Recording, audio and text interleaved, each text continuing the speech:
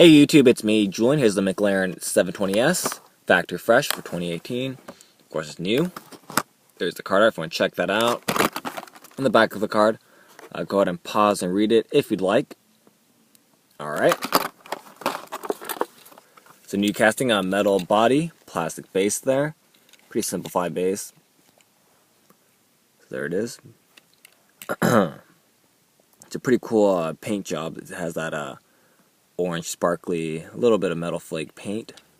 Well, I wouldn't say metal flake, but sparkly nonetheless. No taillights on this thing. A little bummer, but oh well. But you do get the headlights in there, tampoed in. Little whatever, hood vents. And the McLaren logo on the hood there. Pretty cool.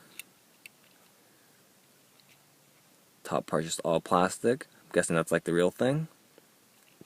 Alright, so there you have it. Thanks for watching. Please check out my other videos and keep collecting.